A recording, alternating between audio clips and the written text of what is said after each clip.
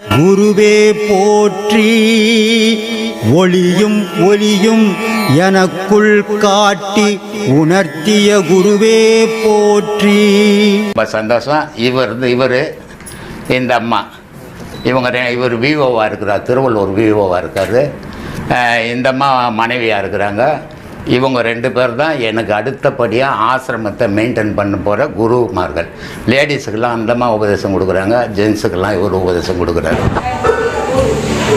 சொல்லும் கடவுள் வழிபாட்டில் சைவ கடவுள் அசைவ கடவுள் அப்படின்னு ரெண்டு வகையாக மக்கள் வழிபடுறாங்க. சரி, அதை பற்றி உங்களோட தெளிவான விளக்கங்கள் எங்களுக்கு கொடுங்க. கடவுளில் சைவ கடவுள் அசைவ கடவுள்னு ஒன்று கிடையாது. சரி, ஏன்னா கடவுள் சைவமும் இல்லை அசைவமும் இல்லை. அது காணாத கற்பொருள், அது பெரும் பேரொலி. அதுக்கு நீ எந்த வழிபாடும் அதுக்கிட்ட போகாது. ஆனால் மனிதர்களில் அசைவ மனிதர்கள் சைவ மனிதர்கள் ரெண்டு வகையாக இருக்கிறாங்க. இவனுக்கு எதெல்லாம் சாப்பிட்டு பழக்கமோ அதெல்லாம் கடவுள்கிட்ட போட்டு பறிச்சிட்டு சாப்பிட்டுன்னுக்கிறான். சரி, அவனுக்கு எதெல்லாம் சாப்பிட்டு பழக்கமோ அதை கடவுள்கிட்ட வடை பாயசம் அதை போட்டு அவன் சாப்பிட்டுக்கிறான். வடை பாயசம் போட்டு சாப்பிட்றவன் சைவ கடவுளை கும்பிட்றான்.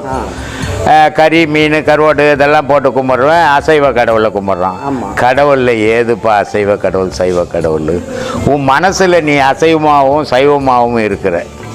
நீ போட்ட படையில் எதுவுமே கடவுளுக்கு எட்டாது, கடவுளுக்கு தெரியாது.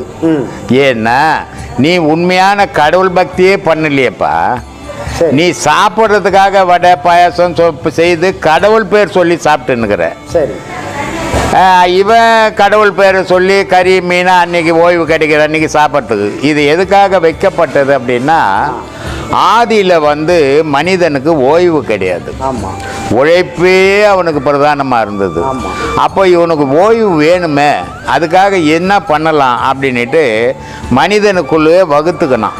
இவனுக்கு ஒரு நாள் எதையாவது ஒரு பண்டிகை வச்சா அன்னைக்கு இவன் நிம்மதியாக நல்ல சாப்பாடு செய்து சாப்பிட்டு இவன் குழந்தை குட்டியோட சந்தோஷமாக இருப்பான் அப்படின்றதுக்காக வச்சதை தவிர கடவுளுக்கு அசைவ கடவுள் சைவ கடவுள்னே கிடையாது.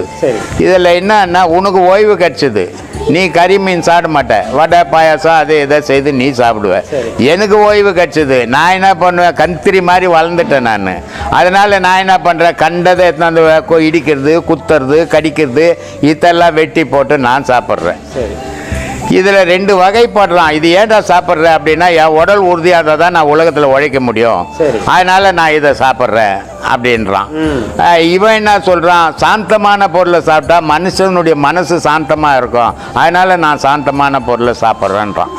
இன்னொருத்தன் என்ன சொல்கிறான், கடவுள் எங்கன்னா எதையும் கொன்று சாப்பிடக்கூடாதுன்னு சொல்லிக்குதான்னா. கடவுள் எங்கேயாவது எதுனா கொன்று சாப்பிட்றான்னு சொல்லிக்குது இல்லை, அதுவும் சொல்லலை. இது ரெண்டுமே மனிதனுடைய செயல்பாடுகளை தவிர கடவுளுக்கு இதுக்கு சம்பந்தமே கிடையாது. ஏன்னு சொன்னால், கடவுள் என்ற பொருள் எப்படிப்பட்ட இடத்துல இருக்குதுன்னாவது மனுஷனுக்கு தெரியுமா? தெரியாது. ஏன்னா அந்த கடவுள் இருக்கிற இடம் இருளும் கிடையாது ஒளியும் கூட ஒன்றாகாதுன்றது ஒரு முடிவுக்கு வராரு. சரி, ஆனாலும் பரவாயில்ல, இது எல்லாரும் தெரிஞ்சுக்கணும் அப்படின்ற வகையில் அவர் போனார். மேலே கோபுரத்தில் ஏறி நின்று எல்லாருக்கும் அதை சொல்லிட்டாரு. எல்லாரும் மோட்சப்பதம் போனாங்க. அப்போ எல்லாரும் மோட்சப்பதமாக இன்றைக்கி கூட ராமானுஜர் சிலை கிட்டத்தட்ட 1000 வருஷத்துக்கு மேலே இன்றைக்கும் இருக்குது. அவரோட உடல் அழியாமல் திருச்சியில் ஸ்ரீரங்கம் கோயிலில் இருக்குது. தெரியுமா உங்களுக்கு? திருச்சியில் ஸ்ரீரங்கம் கோயிலில் ராமானுஜர் அப்படியே இருப்பார். இந்த தைல காப்பு வச்சு சிலை மாதிரியே இருக்கும், மாலையெல்லாம் சாத்தியிருப்பாங்க, சிலை மாதிரியே இருக்கும். ஆனால் ஆக்சுவலாக இது உண்மையான அவரோட உடல்ன்றாங்க. 1000 வருஷத்துக்கு மேலே இருக்கு. எல்லாம் அபிஷேகம் பண்ணுற மாதிரி தெரியல, அது மாலையெல்லாம் சாத்தி வச்சுருக்காங்க. ஒரு கருப்பாக நான் போய் பார்த்துட்டு வந்தேன். அப்போ என்ன அர்த்தம்னா, அந்த உடல் பாடம் ஆயிடுச்சு. பாடம் பண்ணி உடலே பாடம் ஆக்கிட்டாங்க. அப்போ அவரோட எல்லாமே அவருக்குள்ளே அங்கே அடங்கிடுச்சு. அப்போ எவ்வளோ பெரிய ஆற்றல் இருக்கும். உடலோட உட்காந்துக்கிட்டு ராமானுஜர் ஒரு ஆள் தான். மற்றதெல்லாம் உங்களுக்கு தெரிஞ்சிருக்கும், அந்த பிரமிடுகள்லாம் வச்சாங்க இல்லையா, எகிப்தில் பிரமிடுகள் ரொம்ப விசேஷம். அங்கே பிரமிடுகள் மாதிரி கட்டிடுவாங்க. அது சூரிய வெப்பமோ இல்லை குளிரோ உள்ளே பெருசாக தாக்காது. அப்போ அதில் அழிவு இல்லாமல் அந்த பொருள் அப்படியே இருக்குன்ற மாதிரி அது ஒரு தைல காப்பெல்லாம் போட்டு மருந்தெல்லாம் போட்டு வைப்பாங்க. அது மாதிரி எகிப்தில் நிறையா இருக்குது. ஆனால் இங்கே 1000 ஆண்டுகளாக அப்படியே இருக்கக்கூடிய ராமானுஜர் சிலை. இதுக்கெல்லாம் என்ன உதாரணம்னா, ஞானம் வந்துட்டால் அழிவு கிடையாதுன்னு அர்த்தம், வேற ஒன்றும் இல்லை. இருந்தேன் இக்காயத்தே எண்ணிலுக்கு ஓடினார். இந்த உடலுக்குள்ள எத்தனை வருஷம் நான் இருந்தேன்னு எனக்கு தெரியாது பண்ணிட்டேன். அப்போ என்ன அர்த்தம்? இப்போ 3000 ஆண்டுகள் வாழ்ந்து ஆண்டுக்கு ஒரு பாடல் எழுதினதா அவர் சொல்கிறாங்க. அது 3000 ஆண்டு இருந்தாரா இல்லையா நம்ம பார்க்கல. ஆனால் 3000 பாட்டு எழுதியிருக்காரு. அதுக்கு அவ்வளோ காலங்கள் கூட தேவைப்பட்டிருக்கலாம், நம்ம சொல்ல முடியாது. அப்படி வாழ்ந்திருக்காங்க. அப்போ என்னன்னா, காலத்தை கடக்க முடியும் அப்படின்றத பல மகான்கள் பல விஷயங்கள்ல நமக்கு விளக்கியிருக்காங்க. அப்போ காலத்தை கடக்கணும், இரவா நிலையை எழுதணும். இப்போது இறப்பு வந்தால் பிறப்பு உண்டு. இப்போ இறப்பை தவிர்த்துட்டா பிறப்பு.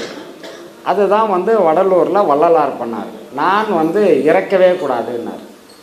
அதுக்கேற்ற மாதிரி அவர் செயல் புரிஞ்சார். ஜீவகாருண்யத்தை கடைப்பிடிச்சார். இறப்பை தவிர்த்துட்டார். அவர் உடல் ஒரு நிழல் கூட கீழே விழாது. அப்போ அந்த அளவுக்கு அவர் இறப்பை தவிர்த்துட்டார். உடலை ஜோதிமயமாக மாற்றிட்டார். ஜோதினா கூட நீங்கள் ஒரு வத்திக்குச்சியை கிழிச்சு அப்படி பிடிச்சிங்கன்னா நிழல் தெரியும் வெளியே. அந்த ஜோதியை எரிகிற ஜோதி கூட இங்கே ஆடிக்கின்னு இருக்கும் கீழே தரையில். அவருக்கு அது கூட கிடையாது. அப்போ என்ன அர்த்தம்? இது வேதியியல் மாற்றத்துக்கு உட்படுத்தினார். இந்த வேதியியல் மாற்றத்துக்கு எப்படி அதை உட்படுத்த முடியும்? அதுக்கு வாய்ப்பு இருக்கான்னா அவர் செய்து காட்டியிருக்கார். வாய்ப்பு இருக்கான்னு கேட்கறதுக்கு கேள்விக்கு இடமே இல்லை. ஏன்னா அவர் செய்து காட்டியிருக்கார். அது எப்படின்னா, திருமூலர் ஒரு பாடலில் ரொம்ப சிறப்பாக சொல்லுவார். இது வளர்சிதை மாற்றம்னு பேர் இதுக்கு. அதாவது செல்கள் இருக்கு இல்லையா, நம்ம உடலில் இருக்கக்கூடிய செல்கள் பலாயிரம் செல்கள் இறந்துக்கிட்டே இருக்கும், மீண்டும் பிறந்துக்கிட்டே இருக்கும். செல்கள் இறந்து பிறந்து இறந்து பிறந்து இது தொடர்ச்சியாக நம்ம உடலுக்குள்ளே ஏற்பட்டுக்கிட்டே இருக்கும். இப்படி ஏற்படுறதால தான் வளர்சிதை மாற்றம் அப்படின்னு சொல்லுவாங்க. அது சயின்ஸு படித்தவங்களுக்கு ரொம்ப நல்லா தெரியும். இப்போ அந்த வளர்சிதை மாற்றங்கள் ஏற்படுறதால தான் வளர்ச்சி இருக்குது. இல்லைன்னா நம்ம இன்னும் குழந்தையாகவே இருக்கும். அப்படியே இருந்துக்கலாம்ல, நல்ல விஷயம் இருந்தது. அப்போது வளர்சிதை மாற்றம் இல்லைன்னா குழந்தையாகவே இருப்பாங்க. அப்போ அந்த வளர்சிதை மாற்றங்கள்லாம் அந்த ஒவ்வொரு அந்த உயிரணுக்களும் இறந்து பிறந்து இறந்து பிறந்து செல்கள் தொடர்ச்சியாக அதை பண்ணிக்கிட்டே இருக்கும். அப்போ அப்படியே வளர்ச்சிகள் வந்துக்கிட்டே இருக்கும். இப்படியே வளர்ந்து நாம் வந்துடுறோம். இதே இவர் வேதியியல் மாற்றத்துக்கு உட்படுத்தி இந்த வளர்சிதை மாற்றத்தை தடுத்து அதை ஒவ்வொரு பூதங்களையும் தனித்தனியாக பிரிச்சிட்டார். நீர் ஒரு பக்கம், நெருப்பு ஒரு பக்கம், காற்று ஒரு பக்கம்னு ஒவ்வொரு பூதங்களையும் பிரித்து ஒன்றும் இல்லாமல் ஆக்கிட்டார். இது வள்ளலார் பண்ண மிகப்பெரிய ஆற்றல். மற்ற மகான்கள் பார்த்தீங்கன்னா, இப்போ பட்டினத்தார் இருந்தார், சிவலிங்கத்தோடு அப்படியே லிங்கம் ஆயிட்டார்.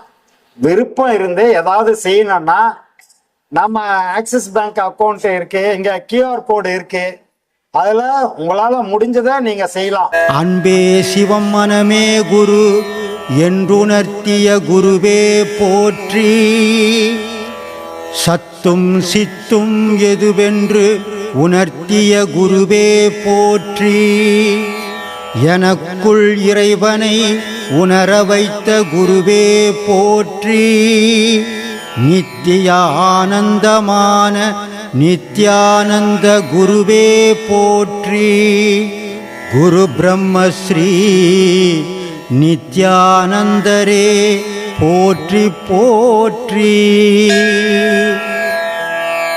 ஆகாமியத்தை உணர வைத்த குருவே போற்றி. இன்ப துன்பம் நாட்டம் எதுவென்று உணர்த்திய குருவே போற்றி. ஈசனை